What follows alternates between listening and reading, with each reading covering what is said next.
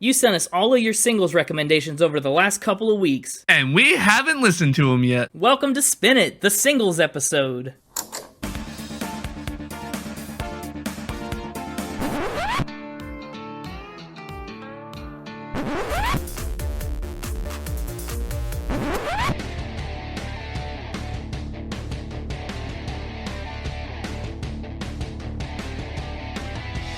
Hey everybody, welcome to episode 15 of Spin It, the record-ranking podcast for people who would rather be listening to music. I'm James, with me is Connor, and this week we're doing things a little differently than normal. This episode, it goes out to all of you single people out there. This one's for you. Not quite like that. It's more of a singles like songs that are not full records. We're talking about a bunch of different songs from a bunch of different artists that you guys sent to us or that are really popular right now at the top of the charts. Oh, this isn't for all the single ladies out there? I mean, it still can be. All the single ladies? All the single ladies? If you want this episode to be for you, put your hands up. We're not quite talking about Beyonce this time. Maybe we'll get to her in the future. This is gonna be a weird one. It is. Because like we mentioned in the intro, we haven't listened to these songs yet. So what you're going to hear on this podcast is more or less our live reactions to our first time hearing these songs. Maybe not our first time, but at least this time. I've heard a couple of them. Yeah, some of them are pretty familiar. Yeah, and I assume you'll have posted the track list somewhere for everybody who wants to listen ahead of time to all the songs. That's right. If you want to listen to all the singles we're about to talk about, you can find the titles and artists in the description, or you could go check out our website, or you could check out the playlist that we made on Spotify and on YouTube full of these singles. So you don't have to search all around for them. They'll be in one spot. Yeah, and honestly, I'd probably recommend you go listen to them right as we're talking about it, kind of like alongside us. I mean, our commentary is going to be clipped down, so there's not a lot of dead space as we listen. So you won't listen in sync. What? I know. What? We're not going to just leave 30 seconds worth of dead space while we listen and have nothing to say? No, it's not going to be like that, I promise. But you can listen to it right before we do and see how many of your comments match up with ours. But first, we're doing something a little fun, right? A new segment? Yeah, we've kind of got a new segment specially for this singles episode. We're calling it Pass the Aux Cord. Fun name. Catchy title. Catchy title. That means it's a catchy segment. That segment, man. It's real catchy. It really makes you tap your foot. What's going to happen in this game is Connor's got a single he's going to give to me, and I've got one that I'm going to give to him. Is it really a game? No, it's not really a game. It's just the segment. It's the catchy segment. Connor's giving me a song that I don't know about. I'm going to give him a song that I like that he doesn't know about. And then that's going to be our first two songs to kick off the episode. Yeah, kind of our picks for this single episode. Right. Before we get into your pick. That's correct. Who's going first? Should we flip a coin? I don't know, have the mixtaper pick a number between 1 and 10? Like, what do we want to do here? I think having the mixtaper pick a number between 1 and 10 is not exactly fair. What are you talking about? Just because we're roommates, he can be impartial. Well, to avoid bias, let's have you go first. I'm afraid to go first, though, because what if I strike out? What if it's not very good? That is a risk you have to take. Well, here's hoping that my single is a strike, because I picked Overtime by The Strike. Overtime by The Strike. I've never heard of the band The Strike. The band The Strike, they kind of got super popular in 2017, 2018-ish. They kind of had some singles before that. They released their first debut album called Faint of Heart in June of 2017, which actually was met with great enthusiasm nationally. And the success of the record allowed them to expand from their Utah roots up into Los Angeles, where they now are kind of based. They've really blown up since that first album. They said they kind of had been very popular in Utah. They'd won a bunch of state-specific awards that got them, enough credit in order to have their debut album. And since then, they've performed like opening acts for groups such as like Journey. Oh, they've opened for Journey? Yep, they opened for Kelly Clarkson, Macy Gray, Lindsey Sterling. I love Lindsey Sterling. Yeah, they've had songs pop up on Dancing with the Stars and America's Got Talent. And one of their songs was featured in the Netflix show To All the Boys I've Loved Before. Wow, so they've really gotten around. They've really blown up since their debut album. I'd love to do their debut album at some point when we're looking for something to slip in. This song is not on that album. The song Overtime is actually their most recent release. Okay, when did it come out? It came out on July 8th of 2021, so it's only been out a couple of months. Nice, all right. What kind of genre should I expect expect? What are we getting into? They're very similar to the band Camino, so kind of like an indie vibe, but like an indie rock, almost like an indie rock pop punk. I don't know. I'm just throwing out a lot of words now. I'm just saying words.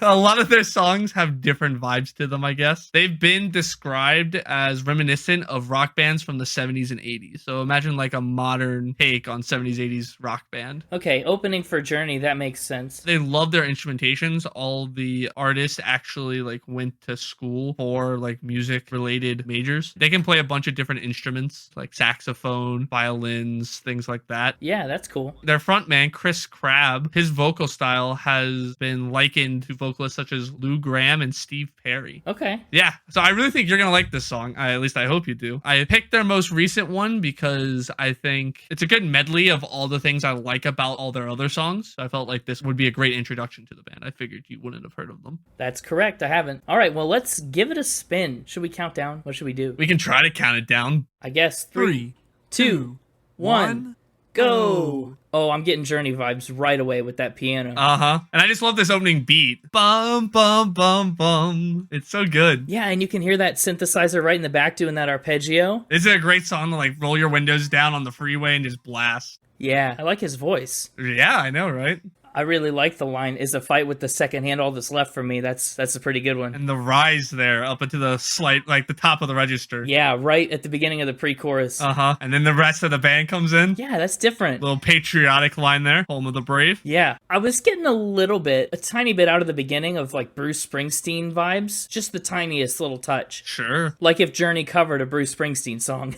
God knows I'm a sinner acting like I'm a winner for you. That's a pretty good line too. They really nailed the right before the pre-chorus, that little like triplet line with the longer line is always really good. That last bit before the pre-chorus is great. Yeah. For you I'm working overtime. Like it's so catchy. Driving my rundown car like a limousine straight through the night. That's pretty good imagery. That's a very vivid picture of what's going on. It is. You hear that saxophone coming in? I mentioned that earlier. It's kind of out of place a little bit. It's unexpected and it stands out, but I think that's the point because it's in the bridge. It doesn't pop up at all in the song until that bridge. So it's like the addition to the song. I feel like it just needs to be mixed into the background a little more than to be out as front as it is. Really? I love it. I love how they hold off on it till the bridge, but then it carries. They add it to the chorus, you know? I do like that. It's a fun way to spice up that last chorus and to really spice up this outro that they're about to go into after a nice little saxophone solo. Okay, yeah. Imagine hearing this live and seeing this live. That'd be fun. I bet it rocks. They're best known for their live performances. I guess that's part of what really draws people into them. They go all out for their performances. Yeah, they're working overtime.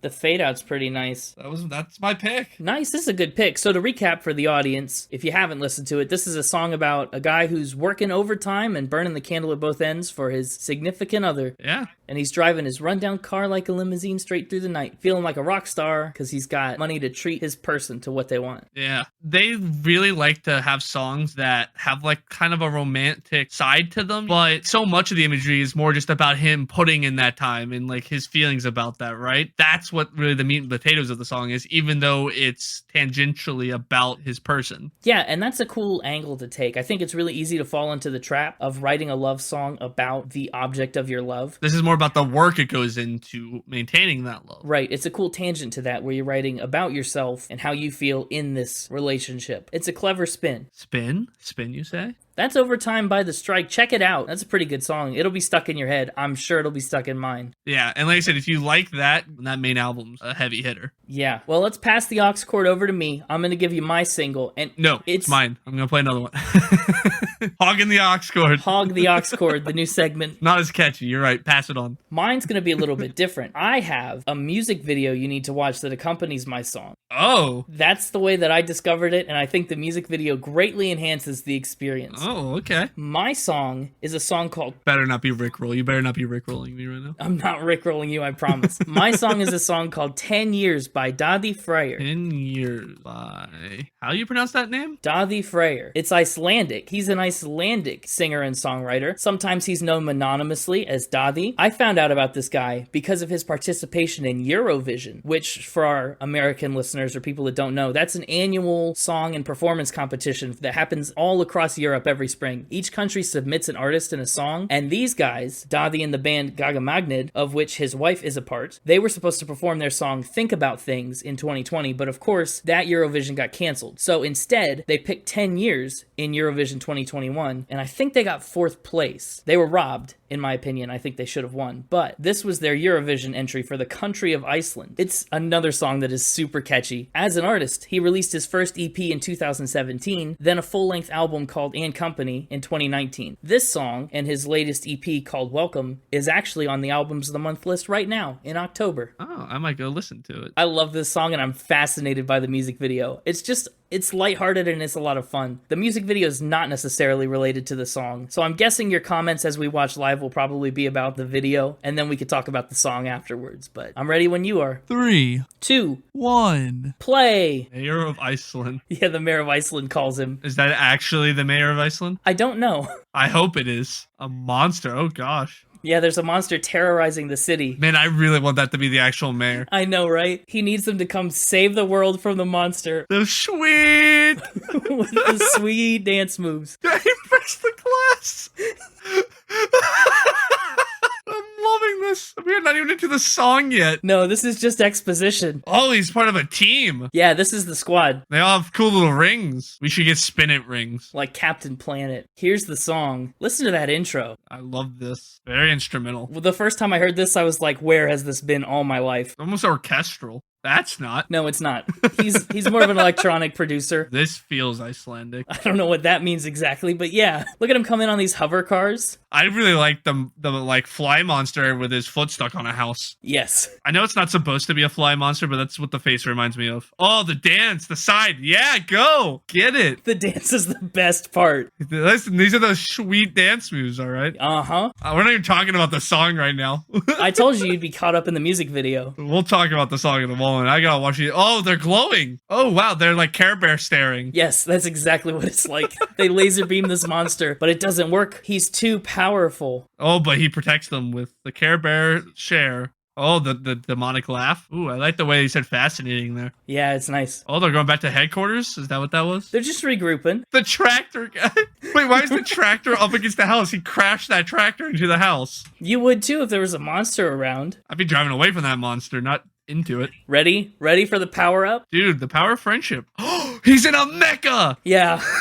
Yeah, the whole band is this giant robot now. Oh, the poor guy in a tractor. That's funny. The kid with the toy tractor juxtaposed to the monster with the real tractor. That's funny. Yeah, it's brilliant. He's got like the speaker on his chest. That's awesome. And one for a mouth. Oh, the big monster's dancing. Yeah. They make the robot dance. Dude, they're going to defeat him with the power of dance moves. Yeah, they make it dance from the inside. Dude, look at the monsters dancing. I love this. And they save the city. A fun fact, the person that's in that costume is his wife. Oh, really? They dressed her up like the monster. Yeah, and she rampages and storms the town. Interesting. So she's the one doing all this dancing right now. She's got the sweet dance moves. Yup. She just disappears behind the mountain. I know. Anyway, that's my single, the music video to accompany it. All right. Lots to process. Let's actually talk about the song real fast. Yeah, we should talk about the real song. Definitely go watch that music video. Definitely. That's a song for his wife, and it's called 10 Years because it's about the decade they've spent together. Yeah. And again, in no way related to the music video about killing a monster with dance. A couple of lyrics that popped out to me as I was watching that. The way that he said the word fascinating in verse 2. Yeah, he draws it out. It's very broken up on the syllables. The bridge was fun. I don't know, something about like concept of love growing is a pretty common theme, but it works here. It doesn't feel like played out. The everyday our love finds a new way to grow. Right. Electric Guest kind of had some hip-hop techno-y vibes going on, but this was like pure techno. Yeah, Electric Guest was a little more grounded, and this one is way more like just straight electronic music. Yeah, and honestly, I liked it better. I don't know if it was just because of the video I was watching alongside it or not, but I think I like this better than that. Interesting. I think I do too. This song has just been captivating, you know? And again, you see why I think they were robbed at Eurovision. I think they should have gone all the way with that. So yeah, that was my song, and this was Past the Aux Cord.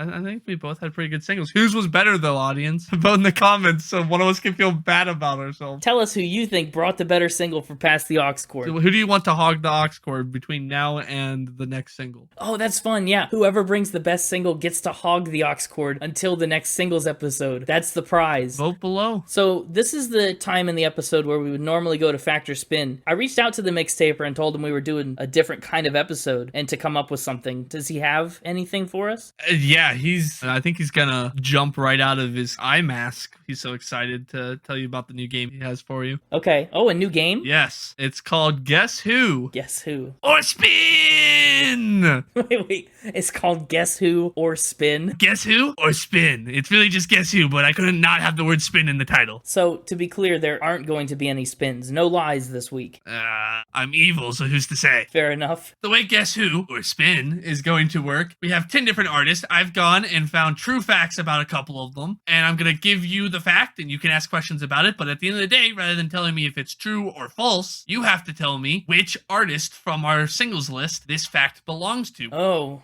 boy. So, I'm familiar with some of these artists on our list, and some of them not as much. We've got 10 singles on the list this week, I guess including the 2 that we just did, and then 8 more after that. And again, that list is in the comments down below if you want to try and play along and guess who each fact belongs to. Indeed. Okay, so what's your first fact? All right, my first fact for you. In recent years, they have helped contribute to a spike in interest/sales of pineapple. Pineapples, what? Okay, does this person like pineapples a lot? Do they talk about pineapples often? Pineapples play a big part in both the lyrics and visuals of one of their songs. Okay, is it one of the songs that we're talking about or just one of the artists that we're talking about? No, it's one of the songs that they do, not the one we're talking about. Right. In the lyrics, do you know the lyric that mentions pineapples? Can I know that? A lot of the lyrics mention pineapple. What?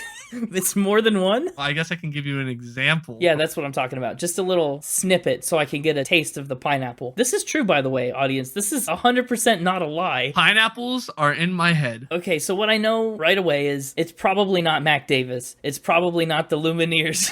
You haven't even asked why it has a spike in interest/sales. Oh, well, I just thought it was because they talked about it a lot. Is there something else? Do they buy all the pineapples? Is this an Aerosmith Carrots thing? No, when they go on tour, fans will bring pineapples to the concert, incorporating them into their outfits, using them on the dance floor as props, stuff like that, which causes a spike in pineapple sales in the cities they perform in. No way. It's gone so far that some festivals and venues have even started banning the fruit from their events if that band is going to be performing. Wow. Because of how out of control it gets. That's a lot. I'm going to take a stab at it. My first guess, I think, is going to be a guess for Glass Animals. You nailed it! It's Glass Animals! Really? Oh, awesome. Their song, Pork Soda, the chorus is, pineapples are in my head when you were fun. Got nobody cause I'm brain dead. You made me run. That's not what I expected at all. Their whole chorus is about pineapples. It's apparently one of their most popular songs. It's called Pork Soda. Pork soda sounds disgusting. Not the song. As a beverage, no thanks. I don't know. I tried at least once. I would too. I have to know. I can't believe you got that. First guess. First one. I can't either. I'm pretty happy with it. You guessed who? I did. Or Spin. Yeah, or Spin. I feel like I should ask, do you have the ability to repeat an artist? Like, just because this one was Glass Animals, does that mean another one could be? I have that ability. I'm not going to confirm or deny whether or not I use that ability. Right. I just wanted to double check the rules and make sure they weren't off the table.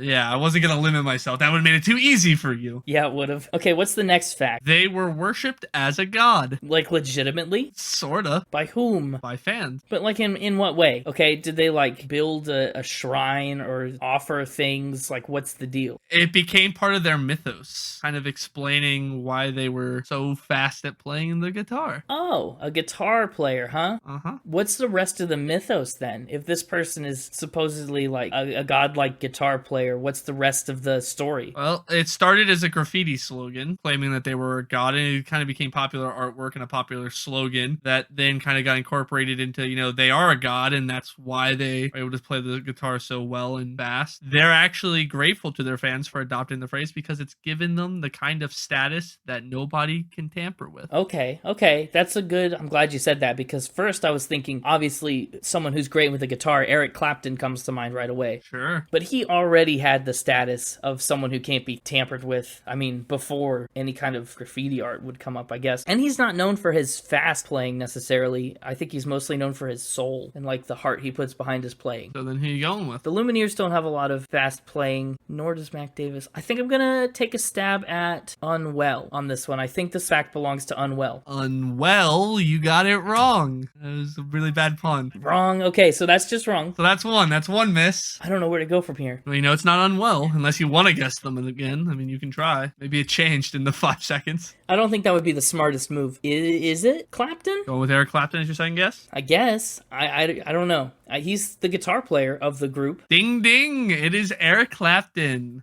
Okay, I should have gone with him first. Yeah, you should have gone with that initially. In the 60s, a graffiti slogan popped up that said, Clapton is God. It started popping up around London, and so that graffiti art kind of became super popular and famous and was adopted into his mythos for why he could play the guitar so well and fast. Okay, that one... Yeah, some fans thought he was legitimately a god. Took you 2 guesses on that one. Not yeah, bad. I didn't expect it to be all the way back in the 60s that was taking place. I kind of just assumed it would be more recent. Yeah. He is a great guitar player. Up next, they hosted a watermelon festival for 7 straight years. We're back on the fruit thing. Pineapples and watermelon. 7 years of watermelon festival? What happens at a watermelon festival? You get festive about watermelons, I assume. Oh, sure, but like, I don't know, were there carnival rides and games? Like, did people just bring in their melons and eat together? What was the deal? Yeah, I didn't look too far into the festival. So, weekend-long festival. I'm sure there's different tournaments and food vendors and stuff. It's probably like any typical festival. Dedicated to the watermelon. Yep. Does this artist have any particular affinity for watermelons? It's just kind of something that they got asked to do, and then they continued to keep doing it because they kept getting invited back, and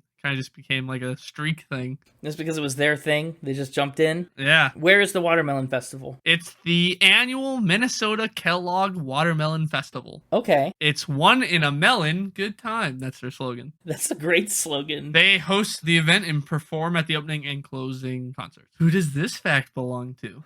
It's such a hard question. In Minnesota, the Watermelon Festival, I think I'm going to lock in Mac Davis. He seems like a guy that would enjoy watermelon from what I know about him. So how's Mac Davis sound? Wrong. This is going to be another multiple guesser. How do we feel about, I'm going to guess Walker Hayes. Feeling Walker Hayes. Sure. Feeling wrong again. Is it 3 strikes and I'm out? I think so. I think it should be, which this would be strike 2. So, you know, pressure's on for this one. Yes. I don't historically perform great under pressure. Looking at you, Smashing Pumpkins last week. Yes, I can't wait to get back to regular factor spins next week. I know. We'll see how that goes. But that's next week. This is now. And now for your final guess. Norman Greenbaum. Final guess. Norman Greenbaum. You guessed wrong. I don't know much about him. Okay, who's the real watermelon champion? Tell me it's Justin Bieber. So I have a confession to make. What? I'm evil, and I did say this game show was called Guess Who? Or Spin. This is a spin! I had to throw in one lie to really mess with you. What? I'm too evil to not lie. I had to throw in one lie just to get you. Nobody hosts the Watermelon Festival in Minnesota. At least nobody on this list. Whatever. Okay. I really was going to just make you list all the names and then be like, surprise. Oh, so I saved myself from the problem with all the 3 strikes and you're out. You lied to me. When I know I had to. It's called Guess Who? Or Spin. I promise on my mixtaper grandma that this will be the only spin I tell the entire game. The rest of them will all be true. Okay. Watermelon Festival was a lie. Yeah. Although the annual Minnesota Kellogg Watermelon Festival does exist, and their slogan is, it's one in a melon, good time. As usual, partially true. All right, tell me a real fact this time. All right. Back into the real facts. They were buried in Denim. Buried in Denim, I presume when deceased. Yes. Okay. Yeah, because, to be buried alive in Denim is possible too. True. So this is someone that's passed away. Yeah. Well, I hate to tell you that most of the artists on our list are still kicking. Most of them are alive, but this was a cool fact, so I wanted to include it. So it really narrows your list down. Sure. Well, do you have any other details about this cool fact before I guess it? They were buried in a pair of jeans to fulfill a promise. Who'd they promise what? To be buried in jeans? It was a promise from their wife that they would do this because in one of their songs, they sing about how they wanted to be buried in their hometown in a pair of jeans. All right. Well, that only further confirms it. I feel like this is a Mac Davis song if ever I've heard one. It absolutely is Mac Davis. Yeah, in one of his most famous songs, Texas in My Rearview Mirror, one of the lines is, "And when I die, you can bury me in Lubbock, Texas in my jeans." How about that? What a guy, Mac Davis. So that is indeed where he is now laid to rest, in a pair of jeans. This was a fun game. I liked this mix-up. You liked Guess Who or Spin? I didn't like the spin part very much, but yeah, Guess Who was pretty nice. I feel like the audience just likes to see either one of us miserable. They don't really care who. Maybe. Tickets to my downfall. Yeah, tickets to my mix fall. What? Okay. It's the mixtaper version of a downfall. I don't downfall, I mix fall. You mix fall. Yeah, that makes sense. Does it? No, but that's the easiest way to move on. Fair enough. Audience, if you liked the game Guess Who or Spin, and you want it to come back in a future singles episode, or if you have ways to improve the game or other ideas for Mixtaper-esque games for future episodes, let us know in the comments. Bring it on. The Mixtaper may be evil, but he does know how to take advice. Fair enough, yeah. We'll be back with more normal Factor Spin next week, but until then, it's been fun, Mixtaper. Until then, yeah. So this week, we have another department to introduce you to, the A&R department. The A&R stands for Albums and Records. And they are the people that recommend albums to us to do. And we got a couple recommendations from our Spin It A&R department for this episode. And we're going to talk about some of those singles. That's you guys. That's you at home who recommended us these songs. You're an official member of the Spin It A&R department. That's right. If you recommend things, you're the A&R department. If you're a fan, you're the writing department. Welcome to the departments. So we're kicking off the singles episode with the current top song on the Billboard Hot 100 right now. The song that's most popular, apparently. Apparently, that's what it is. That song happens to be the song Stay by Kid LAROI featuring Justin Bieber. Again, it's the most popular song, apparently. It sounds like you're going into this with a negative mindset. Probably. I shouldn't. Why is that? I'm just not traditionally a fan of Justin Bieber, and I don't think I've ever heard of the Kid LAROI song or whatever. No, he's pretty new. I don't anticipate this going in a way I like. I could be wrong. Well, what I'll say is, it's actually peaked at number one almost worldwide, because it's taken the top spot in Australia, Belgium, Canada, Denmark, New Zealand, Norway, Sweden, and of course, the United States. And it topped off at number 2 in Ireland and the United Kingdom so far. So it's pretty much at the top everywhere. Now, the Kid LAROI, whose real name is Charlton Howard, was born in 2003. He's a youngin', just 18 years old, which is probably part of why you haven't heard of him. And we're doing the song Stay. Stay, yeah. The Kid LAROI is an Australian rapper and singer. He's from the land down under. He's also the youngest solo artist to ever top the Australian charts, and he's got a ton of features already that include Juice WRLD, Miley Cyrus, and, as in the case of this song, Justin Bieber. Okay, I'm a little interested. Uh-huh, I know. You said Miley Cyrus did a song? Yeah, she's collaborated with him on a remix of one of his songs. Okay, I might have to go listen to that one. The Kid LAROI performed Stay at the 2021 VMAs, and he was nominated for Best New Artist. He's got a headlining tour slated for next year. Let's give it a listen. You're gonna get our thoughts in real time, so it'll be pretty unfiltered, exactly what we think. It's only 2 minutes and 22 seconds. It's a short song. You ready? 3, 2, 1, go. Okay, kind of an electronic techno start. Very echoey, like the reverb on that, and the delay is really nice. Yeah, I don't like that falsetto note randomly in there. I was just about to ask. It worked better on this when they did it twice in one line. I kind of like it. It's got a good beat behind the first verse. It almost feels like he's competing with a beat. The drums just felt very in your face, and like he was like competing with the drums. Yeah. All right, the falsetto's growing on me now that there's more happening behind it, and it's not the start of the song. Yeah, with all the drums and everything happening. And the tempo is picked up a little bit, and that's helping. It's locked in a lot, yeah. Yeah. Is this the Justin Bieber part? It is the Justin Bieber part. Yeah. I recognize that voice. I've heard the song Baby enough. Yeah, you're right. Ain't no way that I can leave you stranded, because you ain't ever left me empty-handed. Borderline buffoonery. Borderline buffoonery. Oh, I like the reverb on the oboes. Oh, this is an interesting breakdown where it's just the bass. I actually like this way better than what they did earlier. But you couldn't do this for the whole song. It would get old. No, you couldn't. You couldn't. But it really sells it. You almost could have done this at the beginning when it was more relaxed and wasn't all crazy. Yeah. You definitely could have done it all 3 times. Wow, I'm amazed at this being the number one song all around the world. I'm amazed at how light it is. There's very little content. You know what I mean? Like there's the one chorus that gets repeated maybe 4 times. Yeah. And a section that's just oh.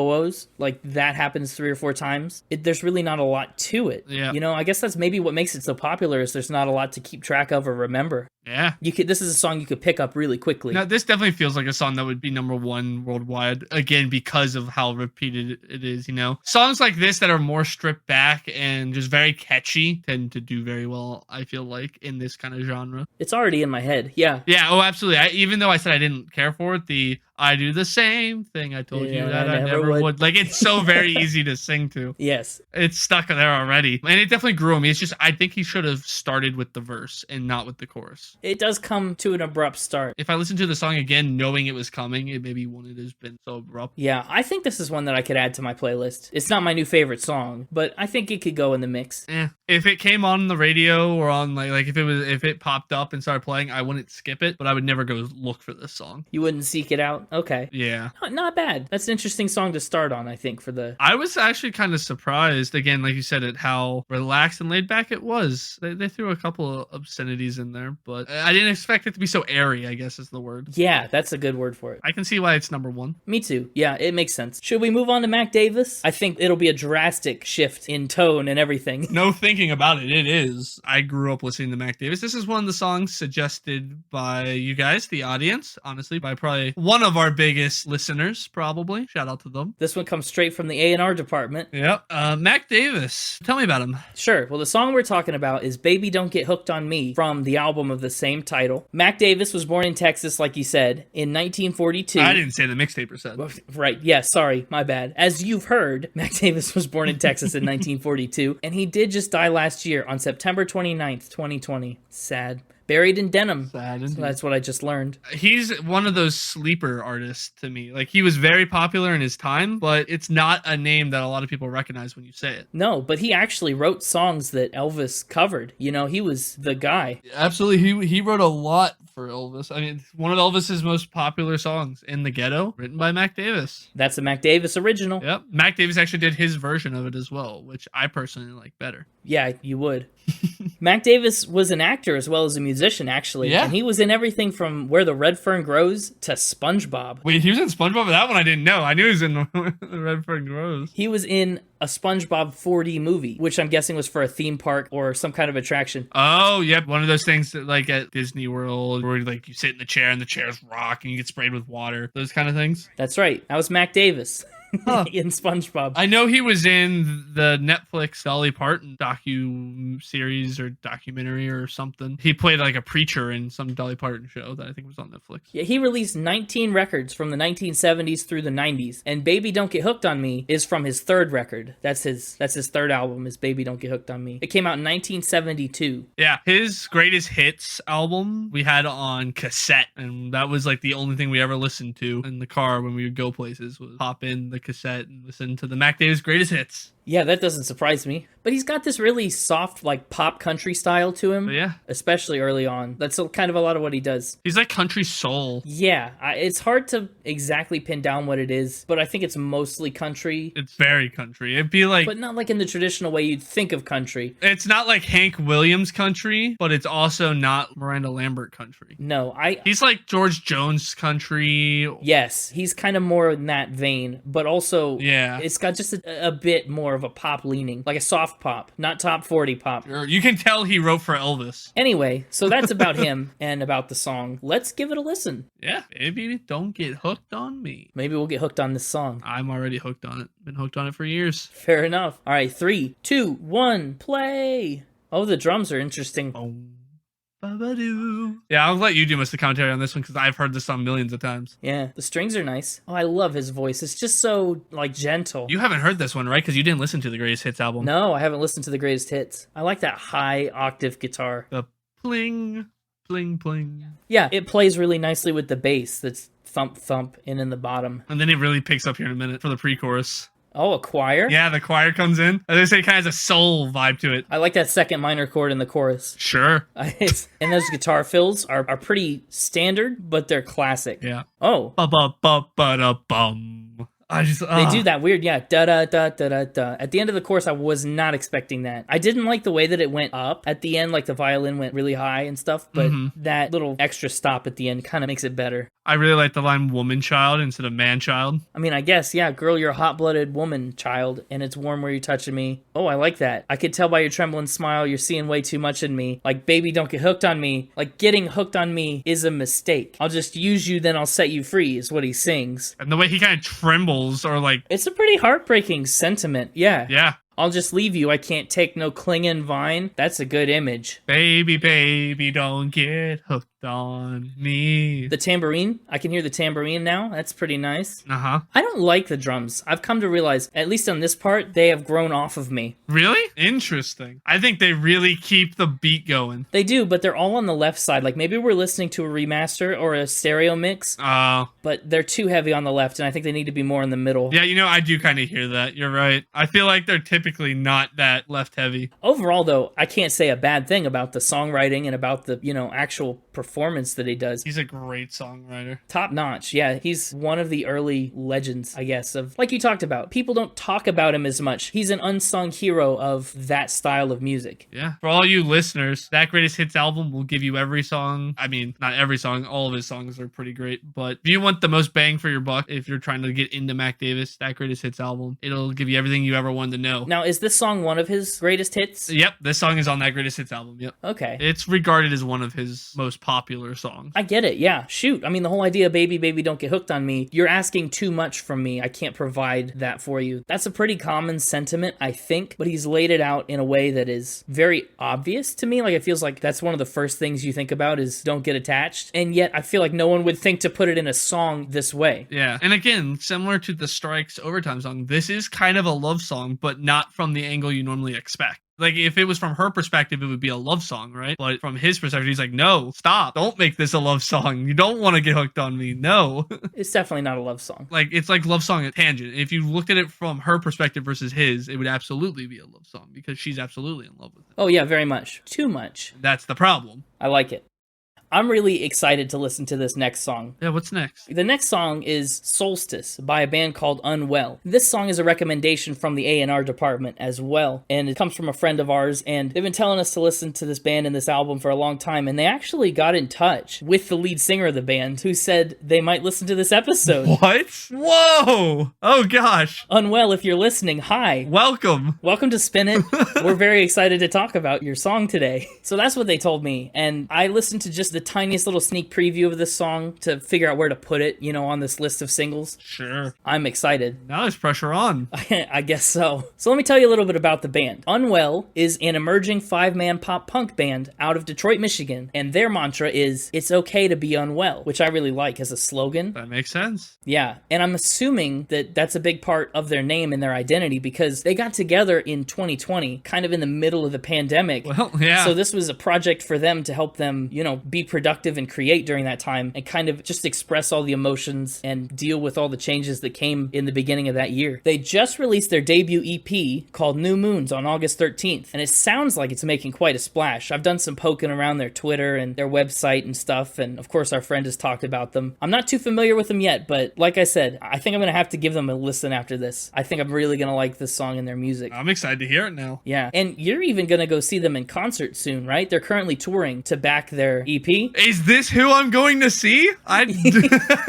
Yeah, this is... Oh, gosh. They invited you to go to a concert with them, and this is who you're going to go see. Yeah, they asked if I wanted to go with them to a concert, and I was like, sure, why not? I'm not doing anything that weekend, and I didn't really pay attention to who it was, and oh gosh, so this is going to be my introduction to them, and this is going to be their introduction to you, too. Lead singer, you're listening. I'll be at that concert end of the month, I think. That's right. VIP ticket maybe for me and the mixtaper? No. yeah, sure, whatever. Anyway, without further ado, let's listen to Solstice. Yeah, count it down. All right, 3, 2, 1. Whoa. I hit play, it didn't play. Stop. I hit play, it didn't play. Oh gosh. The start. Let's try that again. 3, 2, 1, go. Whoa. Big guitar. I like that. It's like the IMAX sound? I guess. Oh. It just exploded with guitar. It did. I love this. I love this. I like that bass. But it's like there's all this like noise happening from the guitars, right? That are going really fast. Like that bass is really driving. I like this vocal. Okay. It's got a good edge to it. Oh, I like that. What am I supposed to do, living without a clue? Yeah, that beat, the way that they put that space in between the lines. Oh, man. Oh, this is like a roller coaster. It slows down, it speeds up, it mellows out. It's all over the place. Oh, listen to that. See how it broke down halfway through the chorus and went halftime? Yeah. Whoa. I just want to point out the drummer. Listen to those drums. Bum, ba-da-da-dum. Yeah, the drums are going crazy. Oh, that cutout of all the instruments? Yeah. That was the best. I thought it was going to hold it and it didn't. Wishing all my demons well, find another soul to sell. What a lyric. But I'm loving these choruses. Yeah. Go halftime again. I really like that. They're coming. Oh, that's so good. Yep. Every time that's good. It's really good. Oh, I love the way that sounds at the beginning of the bridge. What is that? It was like radio static. I like the way they slowed down on just too unhealthy there. Too unhealthy, yeah. They're going through, like I said, it's like a roller coaster. I'm getting so many different versions of everything. Oh my gosh. Different sounds. And it's so fast. And it's so fast, but then they slow it down on you just abruptly in random places. Or they like bottom everything out and make it disappear for a couple beats. Yeah, this song rocks hard. I'm glad I said yes to going to see these people in concert. I'm jealous. I'm genuinely jealous. This would be a great show. I think it's a costume party or like concert too, is what they told Are me. you going in costume? That's awesome. I don't know if I am, but well, here comes the ending. The ending is important. How does this end? hopefully instrumentally, just with a big hit. Just a big stop. hit, a hard stop. That's that. exactly what I wanted. Yep. Right there, that like just a nice hit and gone. Oh, the guitar. Oh, the guitars. The guitar and the bass guitar in the background, that when it actually shined through, my ears smiled. Yes. Well, that's one you haven't said in a while. It hasn't happened in a while. Wow, the first ear smiler in a dozen episodes or more. Yeah, I liked that a lot. When I looked them up, everything about them said pop punk and stuff. I don't think there's much pop. I think this is a rock band. This is a punk rock band. If you're wondering what to expect a roller coaster. It's going to be rock. It's going to be fuzzy guitars. It's going to be drums going nuts. Expect a roller coaster, yeah. I like this. You know, the solstice is like the turning point between the seasons, and that's what this song is all about, is the turning point between phases of your life. I pick up the pieces, I start again. Yeah. I've been waiting my whole life, seeing through the haze again. Oh, man. I want to back up and talk about a line very early in the song. Sure. What am I supposed to do? Living without a clue. Won't hold my breath until my lungs turn blue. I like that imagery about holding your breath until your lungs turn blue. I like the cadence that they put on that, and I just really like the rhyme scheme. Do, clue, blue. Yeah. It's simple, but effective. It sure is. Man, again, I was kind of just like, yeah, I've got nothing going on that weekend. I'll go to a concert with you. Concerts are fun. Now I'm excited. I'm pumped. What a stunner. What a gem of a song on this singles episode. I'm pretty jazzed about that one. I think I'm going to add the whole entire EP to my albums of the month for November. Wow. I'm definitely going to go listen to it. Unwell, if you're listening, consider us fans. Yeah, after the concert, I might become the Spin It Unwell fan club president. Add it to your list of presidencies. To my list of presidencies. Great. Well, that's quite an honor. Anyway, that's Unwell. Go check them out. Up next on our singles list, Solstice by Unwell. We're gonna repeat that. Do it again. Rewind the tapes. Yeah, sure. Really up next, Heat Waves by Glass Animals. Heat Waves by Glass Animals. I've heard of Glass Animals, but I have to admit I haven't listened to them yet. Have not. Glass Animals are a British rock band formed in 2010 in Oxford, and they're actually a group of childhood friends that all got together and started playing music. Oh, that's fun. Yeah, their frontman is David Bailey, who's a singer, songwriter, and a producer. So he's kind of a jack of all trades when it comes to releasing music. This song, Heat Waves, is from their 2020 album Dreamland, and it's peaked at number 5 in the United Kingdom and number 1 in the United States. This week, it's currently sitting at number 15. 15, okay. But it was number 1 at one point. It was number 1, yeah, within the recent weeks. Heat Waves was actually on the FIFA 21 soundtrack, and it was used in a recent Apple event, so it's getting a lot of placements. Listen for it, it might pop up somewhere. Let's check it out. Let's do it. 3, 2, 1, go.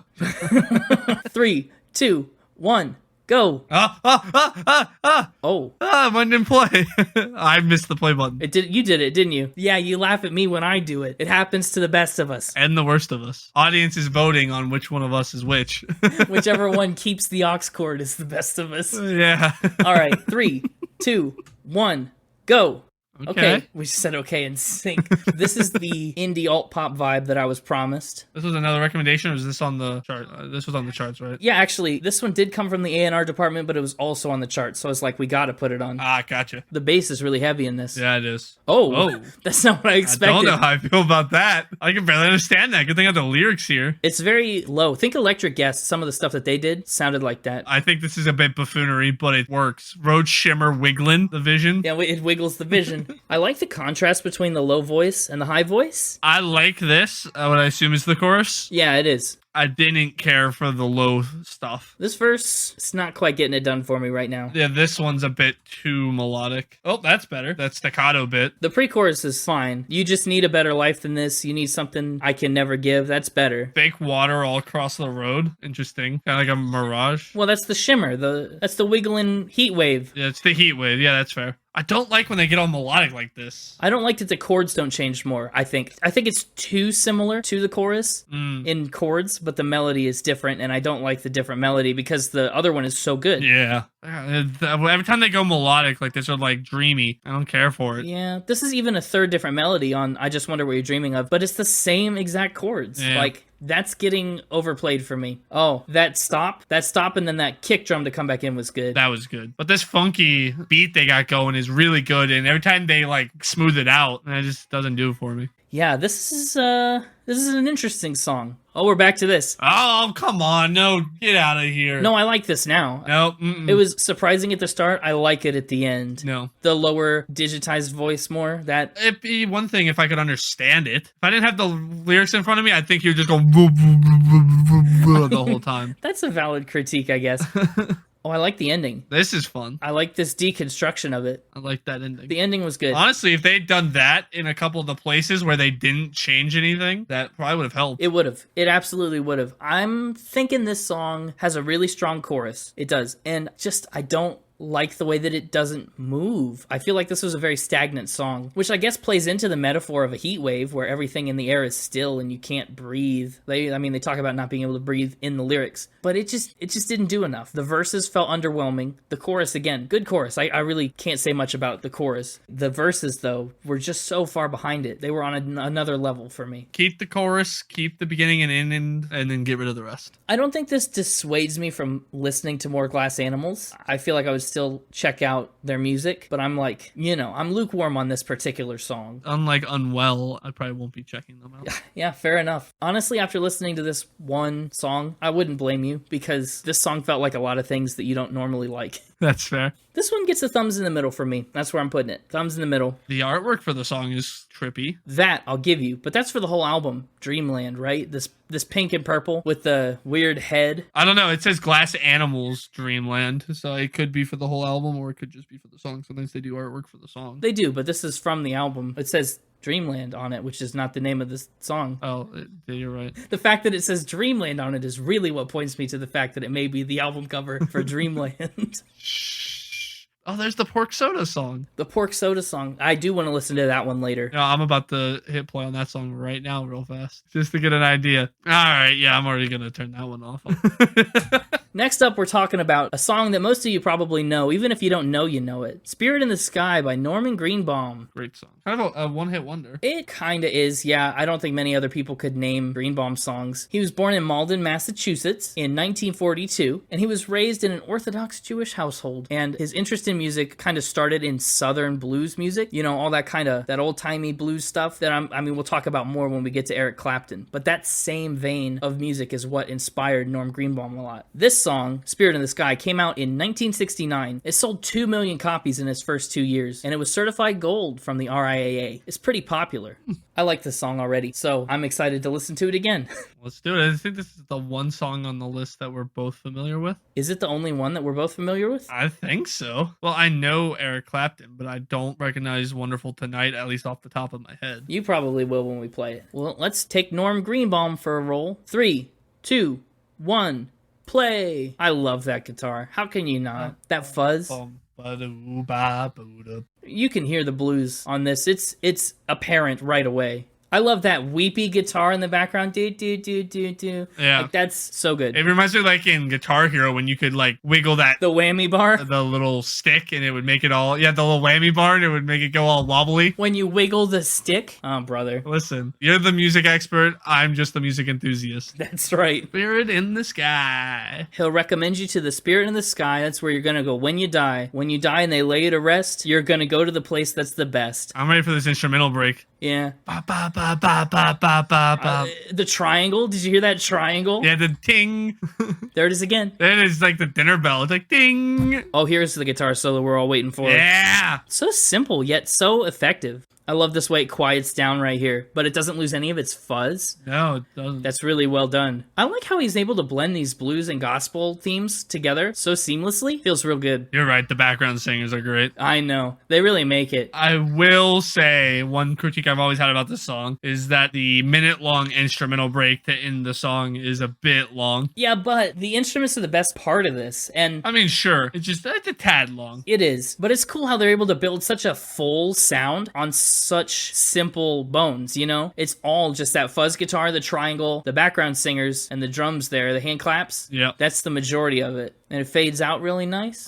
That's that song. I was gonna say, I don't know if I have a ton to say about it other than what we talked about while we were listening to it. In the first one, there's a line that's probably my favorite line in the whole song. So he starts off, when I die and they lay me to rest, gonna go to the place that's the best. Then he says, when I lay me down to die. That line, when I lay me down to die, because, you know, it's like when they lay me down to die, it makes sense. Oh, yeah. But to say, when I lay me down to die, like, there's some sort of connotation there about the imagery of, like, him physically laying himself down. Like, his spirit taking his body and, like, laying it down. Like, I don't know, there's some sort of imagery there that I get when I hear that line. Sure. It reminds me of that little, you know, like the little kid's prayer, now I lay me down to sleep. I pray the Lord my soul to keep. Like, that feels like what he's kind of paralleling. No, I don't know that. It feels like what it's a parallel for. Like, he's trying to play to that little rhyme. Yeah, sure. I didn't love the line, go to the place that's the best. Feels like a low ball rhyme for rest. I like it because I feel like from a spiritual standpoint, he's talking about heaven, right? Sure, yeah. But it keeps it vague enough that for anybody listening who, you know, follows a different faith or no faith at all can identify with their own place that's the best, right? It's keeping it secular. Sure. I think it's a clever way of doing that. I mean, for a minute, but prepare yourself, you know, it's a must. Gotta have a friend in Jesus kind of undermines that attempt if that's what he's going for.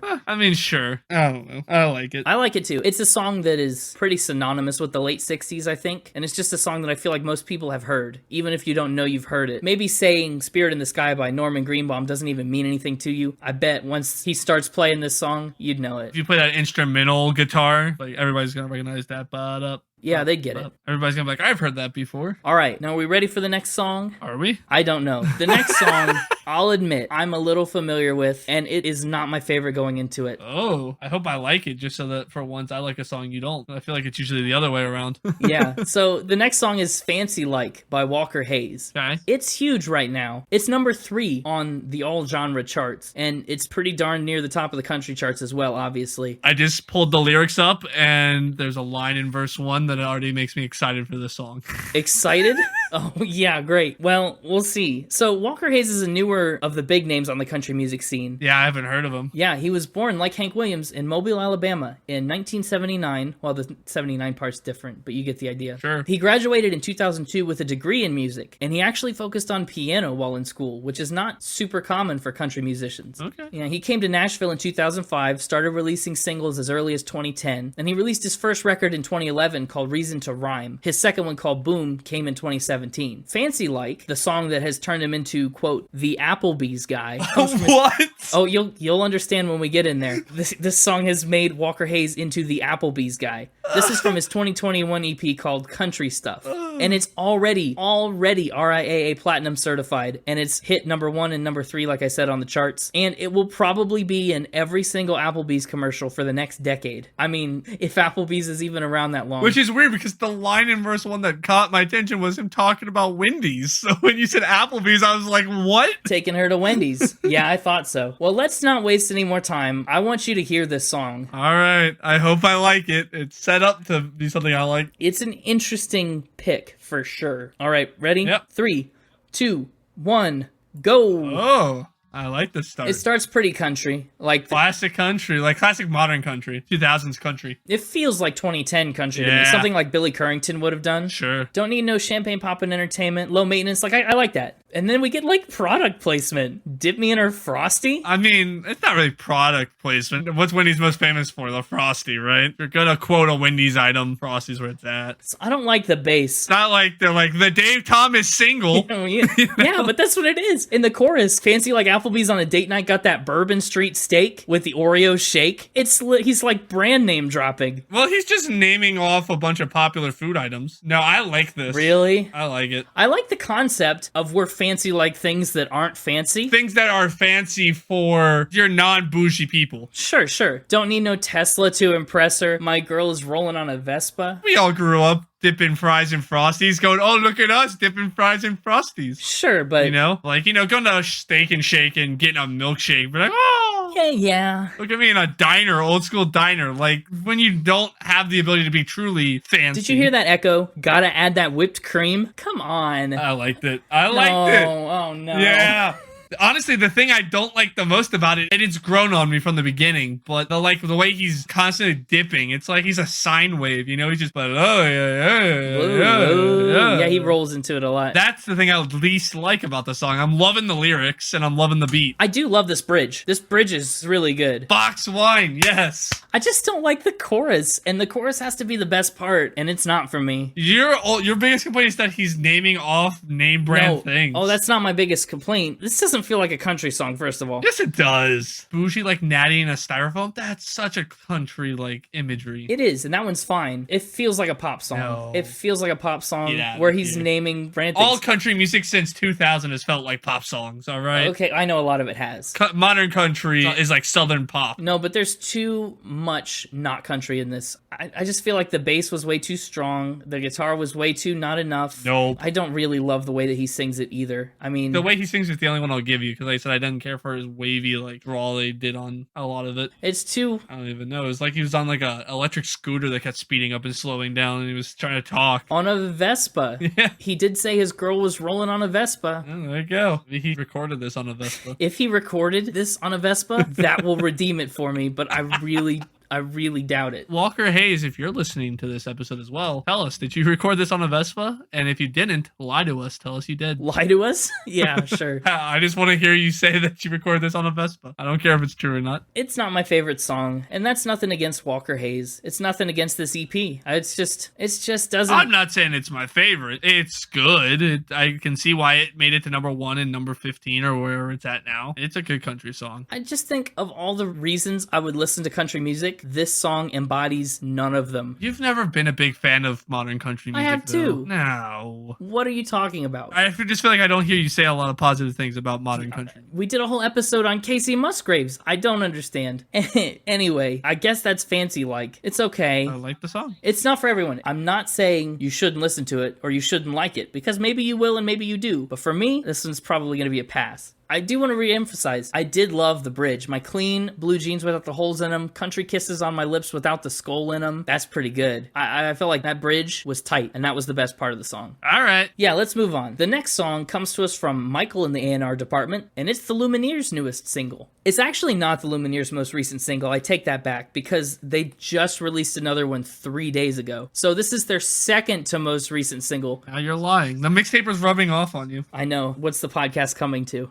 If you're not familiar with the Lumineers, they're a folk rock band from Denver, Colorado, and some of their members have been performing together since 2005. They started out playing cover songs around New York City, but they started to add more and more original songs to the mix as time went on, and then they made the move out to Denver shortly after that. Maybe you're familiar with Ho Hey from their first record. Is that the one that's like, ho, hey? Isn't there a song like that? Yeah, that's this one. I assume that's the one you're talking about. It's a little hard to tell, but yeah, I think that's what you mean. Where they say ho, and then there's like a pause, and they're like, hey. It's just that's a big part of it. Oh, yeah, that's a big part of the song.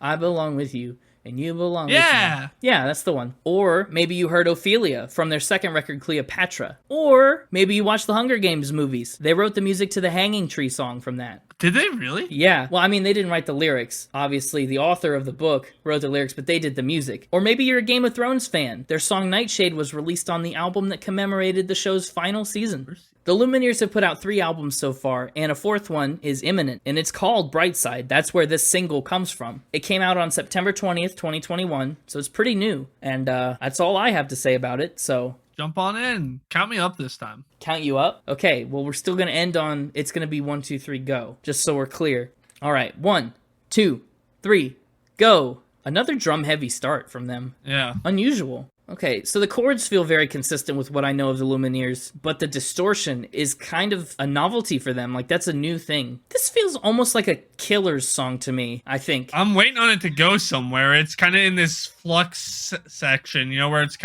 not going anywhere. It's hanging on this same energy level. It's not going up or down. Yeah. I'm just waiting on it to move. Oh, there's the chorus. Okay, this kind of did something. It's still kind of the same tempo, but it's at least done something different. The drums stopped, is what happened. Yeah.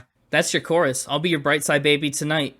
I like the harmony. Do you hear that little vocal harmony in the second verse? Oh, I like that bass too. You hear it just pounding back there? It's like grounding you to that one note. Yeah, it was like blah, blah, blah, blah, blah. Yeah. I love the way that it gets bright when he says bright. Like, that feels cool. Yeah, the chorus is nice. The verses are not doing it for me. The verses are too stagnant. Yeah. It's not melodic enough to be ballady enough to pique my interest in that regard, but it's not, like, grooving enough to pick me up there. It's like sitting in this weird in-between state. Are you familiar with the Lumineers, by the way? How much of their music do you know? I wouldn't have been able to name a single song of theirs, but when you named them, some of them sounded familiar. Okay. Because I feel like this is pretty par for the course for them in terms of just the energy level or the way that it is slow but not super... It doesn't move a lot until the chorus. I really like the chorus. Oh, it just ends. It just ends right there. I like that final hit, yeah. Interesting. I'm interested to listen to this new album. This is just a different direction for them. I don't dislike it. I'm confused on how I feel about it. I'm gonna back up to verse 2. Yeah, verse 2. What happens? They say, you were listening to the dark side of the moon. We listen to the dark side of the moon. Yeah, maybe they're talking about us. Maybe. Oh, is this song about us? Oh my goodness. Hey, the Lumineers, if you're listening, let us know, is this song about us? And if it's not, lie to us. Tell us it is. I don't want this song to be about us. It's kind of sad. Yeah, you're right. I was tired of believing we were right. Losing every other friend, found nothing in the afterlife. You're stranded on the bridge, crying for your kids. I assume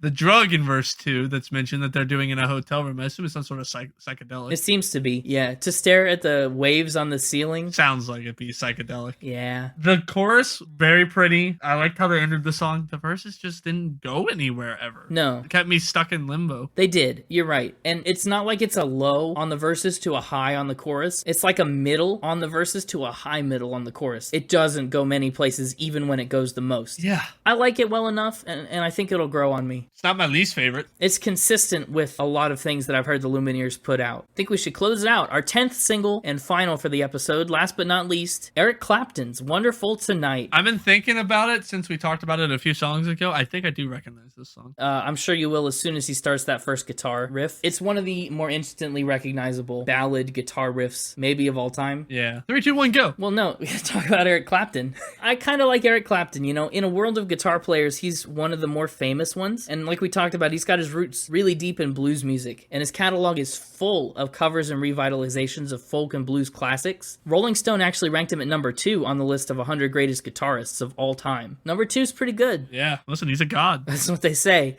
He's British, and he was actually good friends with George Harrison of the Beatles. This song specifically was written for someone named Patty Boyd while waiting for her to get ready to attend Paul McCartney's annual Buddy Holly party. Yeah, Patty Boyd and George Harrison go way back. She was actually married to both him and Eric Clapton. Is this song from an album called Peaches and Diesel? No, Peaches and Diesel is a track on the album called Slow Hand. This song is from Slow Hand. It's a 1977 album, Clapton's 5th solo album, and this is one of the tentpole songs, along with Cocaine and Lay Down Sally. Before he went solo, he was a part of the bands Cream and Derek and the Dominoes, which produced some of his biggest hits like Layla, White Room, Sunshine of Your Love, and Crossroads. Of course, some of his later songs include a cover of Bob Marley's I Shot the Sheriff, Tears in Heaven, and plenty of other stuff. I shot the sheriff. Yeah, that's the song. Did not shoot the deputy.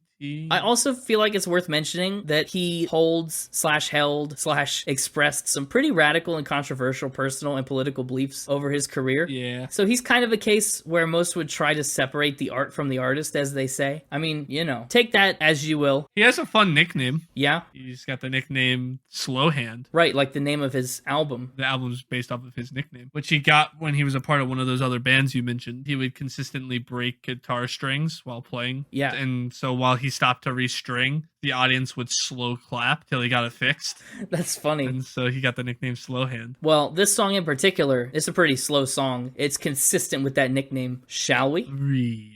3, 2, 1, go. Yeah, I recognize this song. Okay, yeah. Yeah, right away. As a ballad fan, there was no way this one was going to get by you. Yeah. How did I not recognize the title right away? I don't know. Because I don't pay attention to titles is the answer. It's true. There's so many guitar things happening right now that I couldn't even detail. In the evening. Like, there's a lot of guitar happening. There's some arpeggio and stuff. And in the verse, we get this nice organ. I love it. It's got, do you hear that, like, pluckiness to the guitar? That's a real staple of Clapton's style. Even in this slow song, it's still very bright. Do I look alright? Yeah, the whole hook is, yes, you look wonderful tonight. She asks me, do I look all right? And I say, yes, you look wonderful tonight. And this is the party, probably. You talked about he wrote this for Patty Boyd. Yeah, the party, probably the Buddy Holly party. It actually makes me sad that this is so literal. Like, so much of really what he was writing about. I think it makes it kind of sweet. He was writing it about how he felt during an actual event. That's true. So good. And then what he's going to do is he's going to go on to explain why he feels wonderful. And that's so clever. What a good songwriting moment. It's a great use of the bridge. This is absolutely what a bridge is supposed to be. I like how he goes up higher here, too, than he usually does. It kind of skittered to a halt for me there at the end of the bridge. The How Much I Love You felt clunky. Yeah, he holds out the word realize and the word love you too much. I think musically the bridge ending was weaker. Lyrically, still strong. Isn't this a weird way to end a love song? To talk about having a headache and stuff, but I guess she's just taking care of him, and that image is really sweet. Yeah, he's saying that, like, it's another reason why he loves her is because she takes care of him, right? Oh, and listen to the cymbals roll on the way out. Oh, so nice. Yeah. It's a sweet love song. It's one of the sweetest love songs you'll find. It's a great song. Great way to end our first Spanish singles. I think so too. It's a great way to close out the singles episode. Audience, you were wonderful tonight. I hope we were wonderful. Probably not. We usually aren't. They're used to that though. I hope we were wonderful for our usual standard. Speaking of usual standards, though, this is not our usual standard. That's true. This is not our normal shtick. Typically, we pick one album and talk about all the songs on it, and James has listened to it a bunch, and I've listened to it only once the day before. That's our usual shtick. So if you're new, and this is your first taste of Spin It, go check out some of our other episodes. Find an album that you like or want to listen to, and listen to us do that. Get a more consistent feel for what our episodes are like on a week-to-week basis. That's true. I'm hoping to do more of these Spin It singles episodes, where we take recommendations and do things. Yeah. I think the plan right now is to do one every like 15 episodes, maybe. I feel like that's a good distance between them. But if you guys like them, I mean... Maybe we'll pepper in more, who knows? If you like any of the fun new stuff we tried out, and you want us to pepper that in a little more into our normal episodes, let us know. Yes, definitely. Big thanks to everyone in the A&R department who recommended singles this week. I really, really love checking out all these songs. So let's kind of give an alternate version of our final spin. Yeah. Let's rank in order, if you can, our top threes. Because I don't want to pick a favorite. I don't want to give them scores because we've only heard them once. In order. Now, are we counting our songs we brought, or should we just do the 8? I think we can count each other's songs that we brought, not your own. Okay. I think my number 3 song is gonna be Overtime by The Strike. Yours. I think you're taking the number 3 spot. Oh, I'm taking the number 3 spot. I'll take a top 3. All right. I really liked the Pseudo Journey vibes. It was different. It was like familiar, yet brand new. And I really like that balance. I think number 2 is gonna be Baby Don't Get Hooked on Me, Mac Davis. Yeah, all right. Mostly on his songwriting strength. That was a pure joy, I think, to dig into. I mean, we've listened to all these awesome songs after it, and it's still in my head. Yeah. And I think my number 1 pick for my favorite song that we've covered on this episode, drum roll. Thank you. Solstice by Unwell. Really? That was your number 1? 1. I think that was my favorite. And All right. maybe number 1 for the episode. I think it was the biggest surprise for me. Yeah. I came in expecting to like it, and it still blew me miles out of the water. I mean, some of these songs that I didn't name, Wonderful Tonight, Spirit in the Sky and stuff, they're classics and they're really good. But in terms of this episode, I think Solstice was really the standout song for me. That's the one that I'm going to remember this episode for. Sure. Unwell, if you're still listening, thanks for sticking around. You've earned my number 1 pick. Yeah, and if you were never here at all, Don't tell us. lie to us. Oh, that's my top 3. Although I liked almost every song on this list. Except for apparently Fancy Like. Heat Waves and Fancy Like were my 2 lower dips. Otherwise, I'd take all of these songs any day. For me, as usual, I also always have a honorable mention. I am keeping that. Oh, sure, as you should. So honorable mention is going to go to your single. Hey. Yeah, mainly for the video. Because I feel like if the video hadn't been there, I wanted to give it top 3 simply because of the video. But if you remove the video, I don't think it makes top 3. So I'm giving it honorable mention. That's fair enough. I'll take a honorable mention from my Aux Cord single. Yeah. In third place, Wonderful Tonight by Eric Clapton. Love me a good ballad. Do you? Since when? I know, since when? So out of character. My number 2 pick, Solstice. There you by go. Unwell. There you go. It really was the surprise one for me too in the episode. It really got me pumped to go see them in concert now. It really let you know you were going to go see them in concert. Listen, I just said yes to a concert and didn't pay attention to who it was, and I'm really glad I did. I'm really excited. Yeah. But my number 1 song, do I get a drum roll too? No, it's going to be Mac Davis. Sorry, I'm ready to be shocked by it. Oh, yeah. Yeah, Okay. It is. Oops. Sorry, I just felt all the wind go out of your sails. Can't put Mac Davis on a Spin It mixtape and not expect me to pick it as my favorite song. Yeah, that's fair enough. Maybe don't get hooked on me. Classic. That's a wrap on the first Spin It singles. The playlist is on Spotify again for anyone who didn't go find it earlier, who wants to listen to all the songs. That's right. Spotify and on YouTube. And we've got the list of all the songs that we talked about down in the description, in case you've forgotten. So usually, we also have on our website a mixtape of each of our picks. Yeah. I think we gotta go with Baby Don't Get Hooked on Me and Solstice, right? I think so too. I was thinking the same thing. We'll put those both on the playlist, yeah. If you want more content like this or more album-related content, be sure to give us a follow so you never miss your favorite album. Our goal is to cover every album and artist and genre and time period under the sun eventually. Before we die. Yeah, there's a very high chance that we'll do an album that you love too. So check us out at SpinItPod on Twitter, at SpinItPodOfficial on Instagram. www.spinitpod.com is the website, and you can find us right here every single week. Every Friday. And with that, Have a great week, and as always, keep spinning. Oh wait, we didn't even talk about next week being the Halloween special, did we? Keep spinning. No, it's gonna be great. It's a Halloween episode. Don't miss it.